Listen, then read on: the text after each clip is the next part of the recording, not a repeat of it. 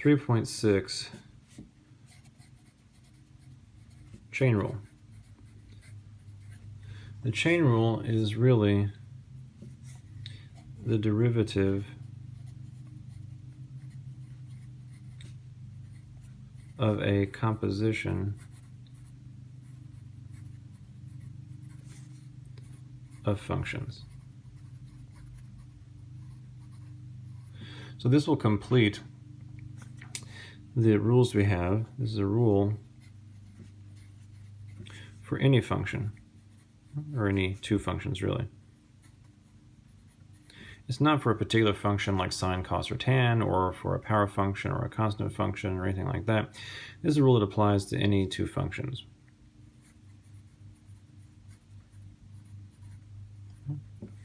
So that means it's in the same category as the sum difference rule we already had. The sum or difference rule, we had the product rule, we had the quotient rule,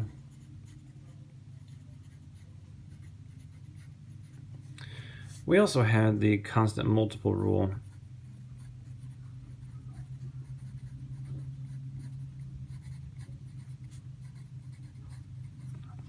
but I'd like to focus on these four for a second. So really, you have the four basic arithmetic operations here: sum, difference, product, and quotient. And this one is going to complete the operations that you can do between functions, right? You can add two functions, subtract two functions, times them or multiply them, and divide them out or quotient them out. And now you finally have the fifth one, which is unique to functions. You can't do it with numbers. You can't compose numbers. The composition between functions, we want to be able to deal with that situation. And again, usually it's noted as f composite g of x, as you probably learned in pre-calculus.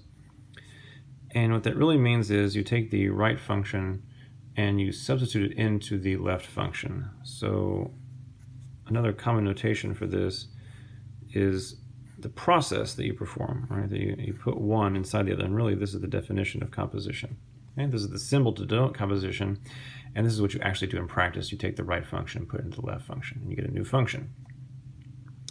So we want to take the derivative of this, and it's pretty ubiquitous throughout the rest of the course that you'll have compositions of functions. It comes up all the time. Every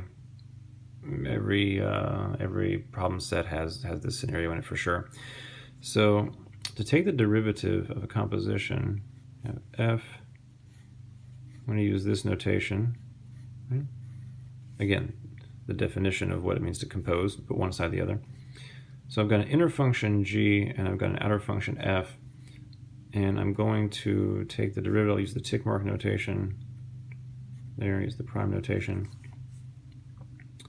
And that is going to turn out to be the derivative of the outer function with the inner function left unchanged. And then you'll have to multiply by the derivative of the inner function. So this is the rule for composition, i.e. chain rule. Now there's another way to denote this, and that is with Leibniz notation. So you could also express this as dy dx is the same as dy du times du dx. In other words, you have some function y which is dependent upon u, right, some other variable, and you have that variable u is actually a function of x itself. So if you were to compose them together, right, if you were to put u inside here, you would certainly have y as a function of x ultimately, right, when composed. So to get the derivative of this one, y, with respect to this variable x, there's another function you kind of have to go through. There's an intermediary function. So dy dx is the rate of change of the first function here with respect to the intermediate variable times the derivative of the intermediate with respect to the final one, x. And this product is meant to connote the idea that these infinitesimals here would cancel, in a sense. You rarely cancel them in practice, but I'm just saying symbolically here, it gives the impression like a regular product of ratios. If the denominator here is the same as numerator up here, then you'll be able to cancel them, and that's what this symbolic set is supposed to be reminiscent of. So these would cancel, and you have dy dx here.